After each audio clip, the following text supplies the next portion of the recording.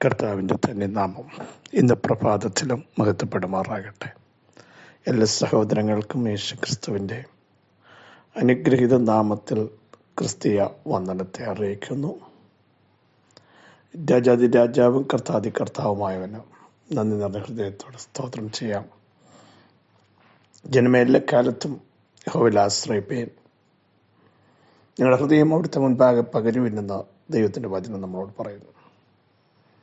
ഏത് കാലത്ത് സുഖത്തിലും ദുഃഖത്തിലും വേദനയിലും സന്താപത്തിലും സന്തോഷത്തിലും തകർച്ചയിലും ഉയർച്ചയിലും ദാരിദ്ര്യത്തിലും സമ്പത്തിലും എല്ലാം ദൈവത്തിൽ ആശ്രയിക്കാൻ നമുക്ക് കഴിയണം. അത് ദൈവത്തിൻ്റെ വചനത്തിൻ്റെ പ്രമാണമാണ്.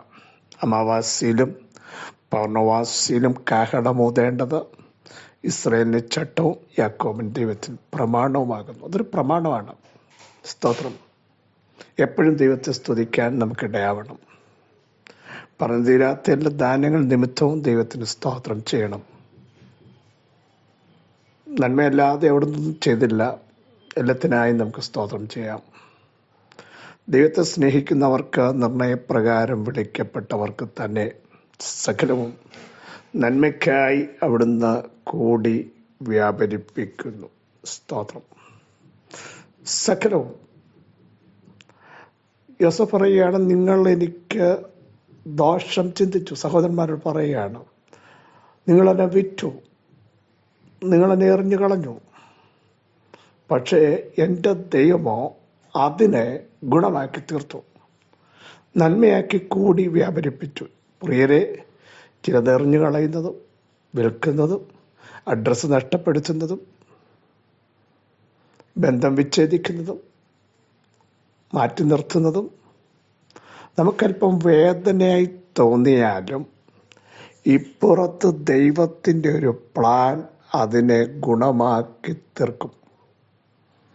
ദൈവം തൻ്റെ ജനത്തിനു വേണ്ടി എഴുന്നേറ്റ് വരികയും സഹോദരന്മാർ പോലും യോസഫിൻ്റെ മുമ്പിൽ വന്ന് ക്യൂ നിൽക്കേണ്ട ഒരു സ്ഥിതിവിശേഷമുണ്ടായില്ലേ? കാരണം യോസഫിൻ്റെ മേലുള്ള ദർശനം, അവൻ്റെ സ്വപ്നം എന്താകും എന്ന് കാണാമെന്ന് അവർ പറഞ്ഞു. ഒരു ദൂത് വിളിച്ചു പറയാം. തുടക്കത്തിൽ ദൈവം കാണിച്ച ദർശനങ്ങളും സ്വപ്നങ്ങളും ഇല്ലാതാക്കാൻ കുടുംബക്കാർക്കോ നാട്ടുകാർക്കോ വീട്ടുകാർക്കോ സഹോദരങ്ങൾക്കോ ചാർച്ചക്കാർക്കോ കഴിയത്തില്ല. ദൈവം കാണിച്ചത് അതിൻ്റെ പ്രവൃത്തി പദത്തിലേക്ക് തന്നെ അവിടുന്ന് കൊണ്ടുവരും. എന്നാൽ ചില ശോധനകൾ, ചില പ്രോസസ്സിങ്, ചില പ്രക്രിയകൾ ജീവിതത്തിൽ കടന്നു വരുമ്പോൾ ഓർത്തോണം, അത് തള്ളിക്കളയാനോ തകർത്ത് കളയാനോ താളടിയാക്കാനോ അല്ല, തിരുവിഷ്ടം നമ്മുടെ മേൽ വെളിപ്പെടുത്താൻ എൻ്റെ ദൈവത്തിന് പദ്ധതിയുണ്ടെന്ന് നാം മനസ്സിലാക്കാതിരിക്കരുത്. സ്തോത്രം. നമുക്കാദ്യം അതല്പം വേദനയായി തോന്നാം, എന്നാൽ അത് ശക്തമായ ചില വിടുതലിൻ്റെ സാക്ഷ്യവുമായി ദൈവം തുറക്കുന്ന വാതിലുകളുടെ ആഴങ്ങൾ, ദൈവിക പ്ലാൻ നമ്മുടെ ജീവിതത്തിൽ പ്രാവർത്തികമാക്കുന്ന നിമിഷങ്ങളാണെന്ന് തിരിച്ചറിയാൻ നമുക്കിടയാവണം. ഇന്ന് നമുക്ക് പറയാം, എൻ്റെ നീതിമാൻ വിശ്വാസത്താൽ ജീവിക്കും. ഏത് സാഹചര്യത്തിലും വിശ്വാസത്തോടെ ജീവിക്കാൻ, വിശുദ്ധിയോടെ ജീവിക്കാൻ, ആത്മീയരായി ജീവിക്കാൻ ദൈവം നമ്മയെല്ലാം ഇടയാക്കട്ടെ എന്ന് പ്രാർത്ഥിക്കുന്നു. പ്രിയരെ, നമ്മുടെ കർത്താവിൻ്റെ വരവ് വാതിക്കലായി. സംഭവങ്ങൾ അത് വിളിച്ചറിയിക്കുന്നു. കാലം അതിൻ്റെ എൻഡിലേക്ക് നീങ്ങുന്നു. നീതിമാൻ ഇനിയും നീതി ചെയ്യട്ടെ, അഴുക്കുള്ളവൻ ഇനി അഴുക്കാകട്ടെ, അനീതി ചെയ്യുന്നവൻ ഇനി അനീതി ചെയ്യട്ടെ. ഇതാ ഞാൻ വേഗം വരുന്നിടത്തെ ശബ്ദം. ഓരോരുത്തൻ അവനവൻ്റെ പ്രവൃത്തിക്ക് തക്കവണ്ണം കൊടുപ്പാൻ കൂലിയും പ്രതിഫലവുമായി എൻ്റെ കർത്താവ് വരാൻ പോകുന്നു. ഒരുങ്ങിയിട്ടുണ്ടോ? ഉണർന്നിരിപ്പീൻ, പുരുഷത്വം കാണിപ്പീൻ, ശക്തി ധരിക്കുവേൻ, ബലമേറ്റെടുക്കുവേൻ. പരിശുദ്ധാത്മാവിന്റെ എണ്ണ നമ്മുടെ അകത്തുണ്ടാവട്ടെ. കർത്താവിൻ്റെ വരവിനായി നമുക്കൊരുങ്ങാം. വളരെ സുപരിതമായൊരു വാക്യം, യോഹന്നാന്റെ സുവിശേഷം 11-ാം 25-ാം വാക്യം. യേശു അവളോട്, ഞാൻ തന്നെ പുനരുത്ഥാനവും ജീവനും ആകുന്നു. എന്നിൽ വിശ്വസിക്കുന്നവൻ മരിച്ചാലും ജീവിക്കും.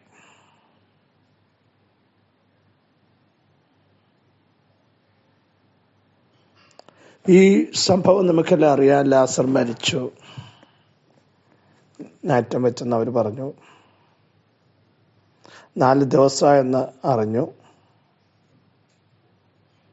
ബഥാന്യയും യെരുശലേമുമായിട്ട് 2 മണിക്കൂർ ദൂരമുണ്ട്. പല യഹൂദന്മാരും മാർത്തയും മറിയെ ആശ്വസിപ്പിക്കേണ്ടൻ അവിടെ ഉണ്ട്.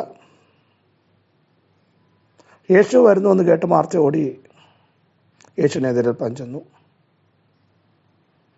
മാർത്ത കുറേ കാര്യങ്ങൾ യേശുവിനോട് പറയും. കർത്താവേ, നീ ഉണ്ടായിരുന്നെങ്കിൽ ഇതൊന്നും സംഭവിക്കില്ല. പ്രിയരെ, കർത്താവില്ലാത്തത് കൊണ്ടല്ല ഇത് സംഭവിച്ചത്. വ്യക്തമായി മനസ്സിലാക്കണം. ആ വീടുമായി കർത്താവിന് ഒത്തിരി ബന്ധമുണ്ടായിരുന്നു. കർത്താവിടെ വരുമായിരുന്നു, ഇവരുമായിട്ട് സംഭാഷിക്കുമായിരുന്നു. എന്നാൽ കർത്താവുമായിട്ട് ഒത്തിരി ബന്ധമുള്ളപ്പോഴും ചിലത് സംഭവിക്കുന്നത് കർത്താവ് മാറിയതുകൊണ്ടോ മറന്നതുകൊണ്ടല്ല. ദൈവത്തിൻ്റെ നാമത്തിൻ്റെ മഹത്വം നമ്മളിൽ വെളിപ്പെടണം. സ്തോത്രം. ഈ ദീനം മരണത്തിനല്ല, ഈ പ്രശ്നം തകർച്ച ആഴം കൂട്ടാനല്ല, നിലനിൽപ്പ് അപകടത്തിലാക്കാനല്ല, ഒറ്റപ്പെടുത്താനല്ല, നിന്നെ ചോദ്യം ചെയ്ത് മാറ്റി നിർത്താനല്ല, നിന്റെ വിശ്വാസത്തിൻ്റെ പ്രതിസന്ധി രൂക്ഷമാക്കാനല്ല, മറിച്ച് ഇവിടെയും ഇറങ്ങി വരുന്ന ഒരു ദൈവം. അതുകൊണ്ടാണ് യേശു പറഞ്ഞത് ശിഷ്യന്മാരോട്. മറ്റൊരിടത്ത് പറയുന്നു, ഇവൻ്റെ അപ്പയപ്പന്മാർ പാപം ചെയ്തത് കൊണ്ടല്ല, എൻ്റെ നാമം ഇവനിൽ മഹത്വം എടുക്കണം. Praise God. പ്രിയ സഹോദരങ്ങളെ, ദൈവാത്മാവിൽ വിളിച്ചു പറയുന്നു, ചിലത് വരുന്നത് നമ്മുടെ വേദനയുടെ ആഴം കൂട്ടാനല്ല, വ്യക്തത്വം തീർന്നത് കൊണ്ടുമല്ല, ദൈവത്തിൻ്റെ മഹത്വം അതിൻ്റെ അളവിൽ വരുവാൻ, അതിൻ്റെ ആഴത്തിലിറങ്ങാൻ. നിന്റെ കുടുംബം കഴിഞ്ഞ നാളിൽ കർത്താവിന് വേണ്ടി നിന്നതല്ലേ? കർത്താവുമായിട്ട് ബന്ധപ്പെട്ടതല്ലേ? കർത്താവിടെ വന്നതല്ലേ? ആ കർത്താവ് ആരാന്നും ഇന്നലെ വന്നവൻ്റെ ശക്തിയുടെ ആഴം ദേശത്തും കുടുംബങ്ങളിലും വിളിച്ചു പറയാൻ നിന്റെ കുടുംബത്തെ ദൈവത്തിനൊന്ന് യൂസ് ചെയ്യണം. എന്നിട്ട് നോക്കൂ, മറിയ പറയുകയാണ്, മാർത്ത കർത്താവിനോട് പറഞ്ഞ പ്രസ്താവന വളരെ ശ്രദ്ധേയമാണ്. എൻ്റെ സഹോദരൻ ഉയർക്കുമെന്ന് എനിക്കറിയാം, ഒടുക്കത്തെ നാളിലേ ഉള്ളൂ. ഇപ്പം എല്ലാം സാധ്യതകൾ അസ്തമിച്ചു, ദിവസം കഴിഞ്ഞു, മണിക്കൂർ കഴിഞ്ഞു, ഇനി നടക്കില്ല. അതാണ് പറഞ്ഞത് അല്ലേ? ഒടുക്കത്തെ നാളിൽ എഴുന്നേക്കാമെന്ന് അറിയാം. പക്ഷെ യേശു വന്നത് അതിനല്ല. നീ ഒടുക്കമേ നടക്കത്തുള്ളൂ, കൈവിട്ടു പോയി, സാധ്യതകൾ തീർന്നു എന്ന് പറയുന്ന ഇടത്ത് നിന്റെ മുമ്പിൽ വെച്ച് തന്നെ ചിലത് ചെയ്യിക്കാൻ എൻ്റെ ദൈവത്തിന് പ്ലാനുണ്ട്. നിന്റെ വിശ്വാസം കൂടെ അരക്കിട്ട് ഉറപ്പിക്കാൻ, നിന്നെ ആത്മാവിൽ ശക്തീകരിക്കാൻ, നിന്റെ മേൽ വെളിപ്പെടേണ്ട ആത്മനിയോഗത്തിൻ്റെ വെളിപ്പാടുകൾ നിനക്ക് വെളിപ്പെടുത്തി ആദരിക്കാൻ എൻ്റെ ദൈവത്തിന് പ്ലാനുണ്ട്. Price to Jesus. എന്നിട്ട് യേശു പറയുക, മറിയ, നീ പറഞ്ഞത് ഒടുക്കത്തെ നാളിലല്ലേ? പക്ഷേ ഞാനാരെന്നറിയാമോ? നിന്റെ മുമ്പിൽ നിൽക്കുന്ന ഞാൻ പുനരുത്ഥാനമാണ്, ജീവനാണ്. സ്തോത്രം. വീണ്ടും ഉദ്ധരിക്കാൻ, വീണ്ടും എഴുന്നേൽപ്പിക്കാൻ. നീ കല്ലറ കിടന്നാലും 4 ദിവസമായാലും നാറ്റം വെച്ചാലും ഞാൻ പുനരുത്ഥാനമാ, ഞാനിപ്പോൾ എഴുന്നേൽപ്പിക്കാൻ കഴിവുള്ള ഒരു ദൈവമാണ് എന്ന് നീ മനസ്സിലാക്കണം. ഞാൻ തന്നെ പുനരുത്ഥാനവും ജീവനുമാകുന്നു. എന്നിൽ വിശ്വസിക്കാൻ തയ്യാറാണെങ്കിൽ ആ സബ്ജക്റ്റ് മരിച്ചാലും, ആ സബ്ജക്റ്റ് 4 ദിവസമായാലും, ആ സബ്ജക്റ്റിൻ്റെ എൻഡെന്ന് നിങ്ങൾ പറഞ്ഞാലും അതിന്നു പകൽ ജീവിക്കും. വിശ്വസിക്കുന്നവർ ആമേൻ പറയൂ. ഞാൻ മരണത്തിൻ്റെയും പാതാളത്തിൻ്റെയും താക്കോൽ കൈവശമുള്ളവനാ. ഞാൻ ആരും അടയ്ക്കാതെ വണ്ണം തുറക്കുന്നവനാ. ഞാൻ യഹൂദ ഗോത്രത്തിലെ സിംഹവും ദാവീദിൻ്റെ വേരുമാ. ഞാൻ സകല ജഡത്തിൻ്റെയും ദൈവമായ യഹോവയാണ്.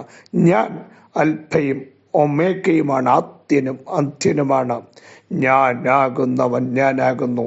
ഞാൻ വാതിലാണ്, ഞാൻ വഴിയാണ്, ഞാൻ സത്യമാണ്, ഞാൻ ജീവനാണ്. അങ്ങനെയെങ്കിൽ ഇന്നു പകൽ ഒടുക്കത്തെ നാളെന്ന് നിങ്ങൾ ചിന്തിക്കുന്ന വിഷയത്തെ ജീവിപ്പിക്കാൻ കഴിയണമെങ്കിൽ എന്നിൽ വിശ്വസിക്കണം. യേശുദാ പറഞ്ഞു, എന്നിൽ വിശ്വസിക്കാൻ തയ്യാറാണെങ്കിൽ നിന്റെ സബ്ജക്റ്റ് ഇന്ന് പകൽ ജീവിക്കും, എഴുന്നേൽക്കും.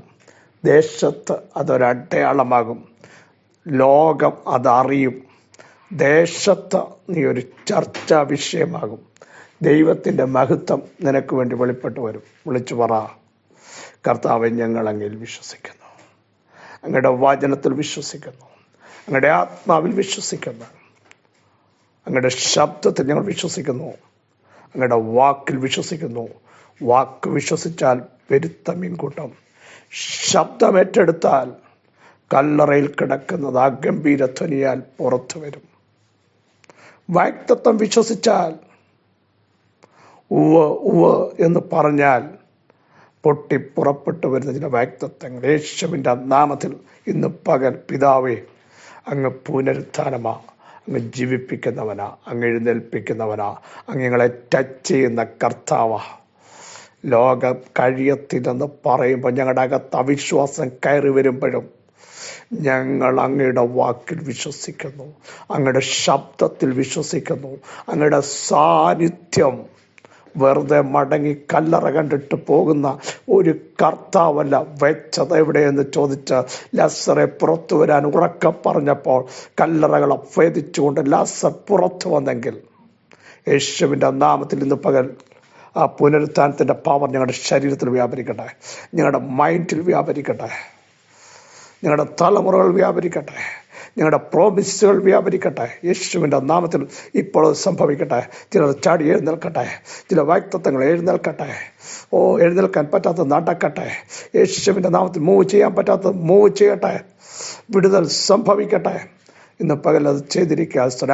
അമിത ബലം, ആത്മശക്തി ജനത്തിൻ്റെ മേൽ വ്യാപരിച്ചിരിക്കുക. സ്തോത്രം. സകല മഹത്വം അംഗീകരിക്കാം യേശുവിൻ നാമം തന്നെ. ആമേൻ, ആമേൻ. ക്രിസ്തുവിൽ വത്സല സഹോദരങ്ങളെ, ധൈര്യത്തോടെ മുമ്പോട്ട് പോകൂ. പുനരുത്ഥാനവും ജീവനുമായവൻ വിളിച്ചു പറയുന്നു. വിശ്വസിക്കാൻ തയ്യാറായാൽ വാഗ്ദത്തങ്ങൾ എഴുന്നേൽക്കും, നടക്കും, ഒരടയാളമാകും. ഈ വചനങ്ങളാൽ ഇവിടെ സഹായിക്കട്ടെ. ക്രിസ്തുവിൽ നിങ്ങളുടെ സഹോദരൻ പാസ്റ്റർ ബിജു മാത്യു.